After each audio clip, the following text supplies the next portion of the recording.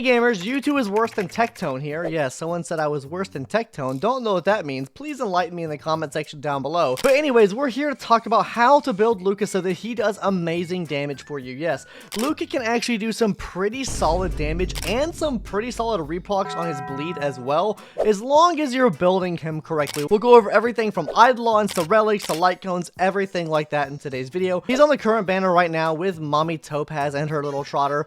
But yeah, we're going to talk about everything you're going to need for the Fight Club boy, the guy that you probably thought should have been fire type, but he's actually physical typing. Anyways, without further ado, let's go ahead and hop into what he does first. There are going to be timestamps throughout the video if you don't care about this. Anyways, let's go ahead and talk about what he does first so we get a good grasp on how to actually use him. Alright guys, so hopping into the skill first, what the skill is going to be doing is targeting one enemy. This also has a chance to inflict bleed for 3 turns, and the bleed that you proc from this is actually going to be based off of the max HP that the enemy has, and based off of a certain percentage of Luka's attack percentage. So I know that's probably weird hearing that, but basically how you work the math on this is you take a certain percentage of what that max HP the enemy has. Say they have 10,000 max HP, you'll be taking 24% of that, which is 2400 HP. That's the max bleed dot that you can proc off on them, and then after that it scales off of the amount of attack that Luka has. Right now I have a level 9 skill, so it's going to be based off of a 299% of Luka's attack stat. So, as long as you can reach certain thresholds, depending on the enemies you reach, you can get the max bleed dot off from this skill here. And I think this can kind of give you guys like a good glimpse on how we're going to build him. He is going to need a lot of attack because, first of all, he is a dot character. That's his main thing, is dealing dot. And dot scales off of attack, so you want as much attack as possible. Now, hopping into the ultimate now, which actually kind of plays into the skill and the talent and actually basic attack as well. What this is going to do is going to be giving you 2 stacks of fighting will. On top of this, it has a chance to make the enemy you hit receive more damage for 3 turns. This is also going to be dealing a certain amount of its attack to the enemy as well. Now, the real big thing here is obviously making the target take more damage, but on top of this is giving you fighting will, which plays into your enhanced basic attack. The fighting will comes from the talent, which we'll talk about in a second, but you should really be using this to break the enemy shield with. Now, hopping into the talents, his talent is going to be after he uses a basic attack, direct punch, or skill lacerating fist, he'll receive 1 stack of fighting will. Basically, he can get up to 4 stacks of fighting will. Whenever he has 2 stacks, you can consume those stacks to make him enhance his basic attack. This basic attack can be really good because it can re-proc the bleed on an enemy. So, you hit them with a skill, make them bleed, or break their shield and make them bleed. You use his enhanced basic attack and re-proc that bleed off. This does play into the Eidelons, which we'll get into in a minute here, but let's talk about the basic attack first. His basic attack here, his normal one is really not that good. I mean, you can use it to generate an extra fighting will stack, but the main thing is the enhanced one. Consuming 2 stacks of fighting will, he'll be using direct punch to deal 3 hits to the enemy, with each hit dealing physical damage equal to a certain percentage of Luka's attack. Then he'll use a rising uppercut to deal extra damage to that enemy as well, and this also is re-procking that bleed off. That's just kind of a basic breakdown of what he does and kind of how his skills work. So let's go ahead and talk about his traces now. Hopping into the first trace now, Kinetic Overlord.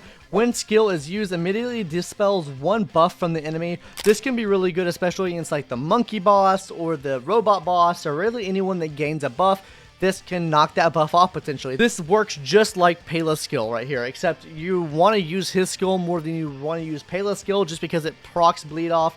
And that's like her whole main thing, is just taking the buff off. This is just an extra ability added on top of the skill. Number 2, cycle breaking. For every stack of fighting will obtained, additionally regenerate 3 energy. This will just help you get some energy back. Whenever you use really any of your attacks, you're getting fighting will, which means you're getting just about 3 energy back for every single attack.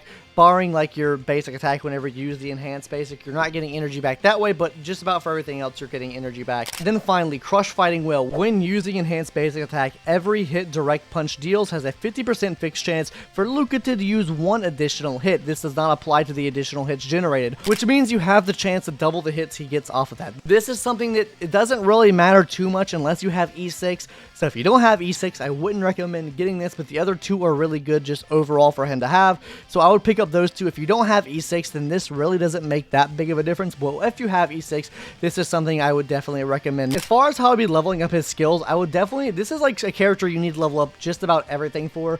The ultimate gives you increased damage to deal on the enemies, which like the debuff you put on them. Leveling up the skill will basically increase the amount of bleed you can put on the enemy, which is the whole thing of its kit. The talent allows you to reproc the bleed off at a higher percentage of the original damage, which is really nice. I guess really the only thing you wouldn't need to upgrade would weirdly enough be the basic attack. I mean, the basic attack does deal some damage, right? But that's not the main thing you're looking for in the basic attack. You're looking for that reproc of the bleed. That's the main thing that the basic attack's looking for. And the basic attack really doesn't give you that. So, I mean, obviously your talent, skill, and ultimate upgrade, you probably don't have to upgrade the basic attack unless you have E6. But before we hop into the relics, look at this really strange occurrence happening right here. You see Himiko and Topaz standing here together. They're standing here because they're waiting for you guys to subscribe to my channel. Yes, guys, hit that subscribe button if you haven't already, so then we can talk about the relics. If you want to see both Himiko and Topaz in action together, then hit that subscribe button. Anyways, gamers, let's go ahead and talk about Luka's sussy looking relics right now. So you better hurry and subscribe. Anyways, into the relics now. Now with that sussy little occurrence out of the way, let's go ahead and talk about the relics you need to be building for your Luka. Now, there are a couple different ways you can run your Luka. You can either run a break Luka, or you can run a full physical set Luka. While the full physical set Luka is a lot more consistent, you do, I feel like, lose a lot of damage when you're running him this way. And it's just kind of harder in general to build the full break effect set because you do need to get the planer set for it, which that's a whole bag of worms on its own. Not really getting the 4-piece Thief of the Shooting Meteor is the problem here. It's mainly the banditry set that you need for the actual planer set. But let's go ahead and talk about some of the differences between these sets of gear you can run. So right now on my Luka, I'm currently running 2-piece of the Boxer, 2-piece of the Musketeer. I mean, this is a set you can run. It gives you some attack, which means you inherently increase the amount of bleed dot you can do on the enemy, as well as increasing that physical damage. It's definitely more beneficial to run a 4-piece of the Streetwise Boxing just because you do get a higher attack buff from the 4-piece of the Streetwise Boxing, but there's really not that big of a difference if you were to run like a 4-piece of the Boxing versus a 4-piece of the Musketeer. 4-piece of the Musketeer is just giving you more attack and speed, which, I mean, that really just helps you out as far as getting more bleed dots off on the enemy. But that's not all the sets you can run. You can also run a full break effect set on him, and I can kind of show you guys the difference now on screen of the amount of damage difference you're going to be doing. So let's go ahead and talk about first the difference in the actual breaking effect of both physical and break effect build. So with the full physical build, you'll see you'll lose about 9,000 bleed on the break effect and 20,000 damage from just the actual break itself. So this is actually a pretty big number. Now, this is contingent on you actually breaking the enemy shield, which means you need to line Luka up to actually break that shield. You can kind of combo with his skill and ultimates that, you know, break down the shield, knock it down, or whatever you want to say.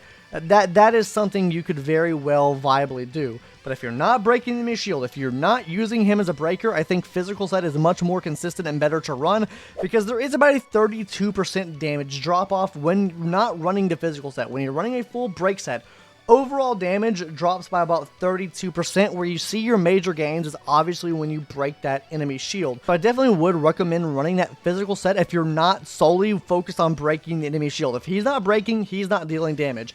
Not to say that the break set's not good, because this break set is really, really good. You do insane amounts of damage with this break effect. Now let's go ahead and talk about some planar sets you can run. Obviously, you can run Space Stealing Station. This is going to give him an extra 24% attack if you have over 120 speed. Another set you could run here would be Fleet of the Ageless, because that gives your whole party an extra 8% attack. It'll help out Kafka, give her some more attack to do some more dots off as well, and also helps him with his HP, which gives him 12% max HP, which he can be quite squishy sometimes and die really, really quick. So that could be a good option for you. Now, if you're running the break set, you're obviously going to want to run the break effect build for him, or the break effect set for him, which is Kingdom of Banditry. Basically for this, it's harder to build because you need 145 speed to actually reach the threshold needed to increase your break damage by an extra 20%. And like, farming this set's not the worst thing possible, I guess. I mean, you're getting Von Whack out of it, so you could use that on your support maybe if you needed the extra energy regen. But overall, this is not the best simulated universe world to farm. Now, as far as the stats you're going to be running to run on him, for your physical set, if you're running the physical set, what you're going to be wanting to run is going to be on the boots. You're going to want to run speed boots. That's just, you need them as fast as possible. You want him rotating and getting energy back as fast as possible, and wanting him to reproc bleeds as much as possible as well, because that's the main thing of his kit. The faster you can get him, the more likely you have to break enemy shields with him. On the body, just run attack percentage here. You want to boost his attack up as much as possible so you get the increased bleed from the skill, because With this set, I mean, you'll still be getting bleed if you break the enemy shield, of course, but this does give you an extra avenue of doing bigger bleed damage with the actual skill itself. On the rope, we're just running attack percentage rope, obviously to boost his attack setup to make him do bigger bleeds. And then finally, on the sphere, I'm just running a physical damage sphere here. You could maybe run attack percentage sphere here. I recommend running physical damage sphere here. You do get more damage out with the physical damage sphere, so that's always recommended there. Now, as far as the substats you want to be running, I'll be focused on getting speed, attack percentage, break effect, and then really whatever else you want here. Probably some HP percentage to make him survive a bit better. That would be my recommendation here as far as the substats go. Now, one other thing I do want to say is if you're running the banditry set, running the full break effect set, you want to be changing the rope out for a break effect rope versus an attack percent rope. But with all of those relics out of the way now, let's go ahead and talk about his Eidelons. I have the most free-to-play friendly, the most relatable Luka you could possibly have. Yes, he is E6 because when we were pulling for Topaz, it did not want to stop giving them to me. They are giving me 2 Lukas a pull, baby. But anyways, let's go ahead and talk about these. E1, it's okay. When Luka takes action, if the enemy is bleeding, and increases his damage by 15%, so it's okay. E2 is if the skill hits an enemy target with physical weakness, you gain 1 extra stack of fighting will, meaning you get 2 stacks of fighting will whenever you're fighting enemies with physical weakness, which, I mean, that's probably who you're going to want to be facing anyways with them. E4 is for every stack of fighting will obtained, increases his attack by 5%. This can stack up to 5 times. This will help his skill bleed. Basically, it gives him more bleed from his skill, right? But the biggest thing here is going to be his E6.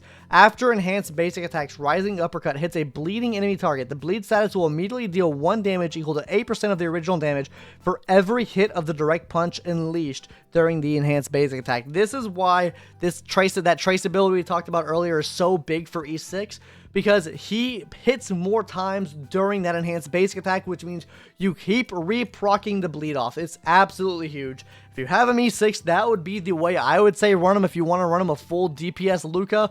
If you're not running him that way, I would say just run a break effect Luka, because that's where your bleed's going to be coming from anyways. You're not doing much damage anywhere else. You want to be focused on breaking the enemy shield, and that's it. But if you have him E6, it gives you some more options of how to run him. Now, the Eidelons out of the way, let's go ahead and talk about his best in slot Lightcones now. Currently, I'm running Fermata on him. I have it S5. It's going to be increasing his break effect by 32%, and also increasing the damage to enemies inflicted with shock or wind shear, which is all the enemies that I face, because that's what my Kafka and Sampo do, is they give shock and wind shear. So this can be really good. This increases the damage of his bleeds as well. Now, another alternative you could run would be Solitary Healing. This is the Herta Shop Light Cone that you get. This can help. Fermata will give you more upfront damage but less bleed damage. While this right here is going to give you, I guess, the inverse of that. More bleed damage, but less upfront damage. This will be increasing his break effect by 40% at S5. This will also be increasing the dot that they wear deals by 48%. Whenever you use the ultimate on the enemy. This lasts for 2 turns. When the target enemy is suffering from dot, you regenerate 6 extra energy, which means you just get his ult back up that much faster. So, I mean, this can work over that, but I think the better overall thing, or best overall thing to run, if you're not running the break effect set, if you're running the break effect set, I would say run Fermata or run Solitary Healing. You want as much break effect as possible on them. If you're not running those two, then the best one, honestly, is going to be Good Night Sleep Well. Good Night Sleep Well is just super, super cracked. This is going to be giving you a 20% damage increase over the Herta Shop Light Cone, but you do lose about 10% in the bleed damage that you're able to do, or 10% of the bleed, right? If you do get this to S3, this is it's just better overall. Just use this. If you get this to S3, this is going to be better than an S5 of the Herta Shop Light Cone. Solitary Healing, this is going to give you a 30% just standard damage increase. And it's about a 1% drop off in the bleed you would do from that light cone. So overall, this is just really, really good. But let me reiterate this. As I said before, if you're running a break effect set, that would do better for you because you increase your break effect damage by a lot. But yeah, general use, if you're using physical set, just use Good Night Sleep Well if you have it. It's going to come in clutch. And then obviously as a final option, you can use Resolute Shines as Pearls. It's not going to really increase his damage that much. It mainly just increases the damage that your allies do. It's kind of like a supporting type of light cone. So if you're not looking for damage, looking for him to be more of a supporting role, then this can also work for that as well. Alright guys, we're going to hop into a character showcase now to kind of like explain how he works and what he does here. We're using that 2-piece set that I talked to you about earlier. The 2-piece of this, 2-piece of this. As you can see, my relics aren't all the way upgraded. We have 9, 9, 12, 12. And then hopping into the actual light cone with level 70. Nothing really to write home about. Didn't mean to do that. Anyways, Yeah, level 78 as well, not all the way leveled up. Traces, yeah, very cool, very pog there. As far as stats go, obviously we're rocking, what, 2500 HP, which is abysmally low. We need that to be a lot higher. Attack needs to be higher, but that also is attributed to our relics here being not at max level. Then we also have 140 speed, which is fine here. Our effect hit rate is super low, 21%. This needs to be around 50% if you can get there. But yeah, like I said, it's kind of hard to hit that amount that you need to hit there. Break effect at 61%, so that's fine for me for right now. We're not running like a dedicated break set, but this will definitely help out with it. A crit damage really doesn't matter here. Alright guys, we're going to kind of hop into a character showcase here. He has the highest speed on the team. We want to focus on really just getting the break out of this guy here, so we're just going to go ahead and just use our skill here first. That's mainly just because we want to be able to build up his gauge first of all. Second of all, we want to try to get the enemy down as low as possible so we can actually proc off his ability here. I don't want to do too much to the enemy because this is like the hard thing about running a break build, right? Is you have to time everything up so perfectly to when you're gonna actually break the enemy shield here. Like right now we're gonna break the enemy shield, but what I want to do is, because I want to use it on the ultimate, I'm going to actually use the skill attack here first on this guy, on the right hand guy there, but I want to use the ultimate on here because the ultimate will give us a higher break damage. 33k on the break. That is not bad at all. Let's see how much. I kind of want to see how much we'll reproc it off for here. We're just going to do some standard basic attacks here. Oh, please don't kill him. Okay, cool. Now, let's see how much he reprocs off for here. Bam, 28k on the reproc. Oh, my boy is popping off. Yeah, Luka can hit for massive amounts of damage. Luka can help your team out a lot. He can be very, very clutch in enemies that are weak to physical, especially his bleed damage. It's nothing to scoff at, especially if you can build him correctly. My build today that I showed you was half-assed. The numbers that you'll see or you saw on like the actual build section or the relic section, that's with him with like good scenario. Like that's him with like the same substats that I have right now but with maxed out relics, so that can go even higher. Like the damage you see here can go higher. We have a scuffed set. Like this is super scuffed. His damage realistically can reach up to like 50k on breaks, 40-50k on breaks depending on how you have him built, like 25k on bleeds. Like you can for sure hit that. Anyways gamers, that's gonna do it for today's video. I'm probably gonna make a video on a Topaz build here soon because I've been kind of contemplating on how to run her and what is the best team to run her in. So we'll probably make a build guide / best team to run Topaz in. Anyways, that's gonna do it for today's video. Anyway, I hope you guys enjoyed. Yeah, that's gonna do it. Bye. See you later. I'm horrible at outros. She's playing on her phone. What are you playing on there? Anyways, bye.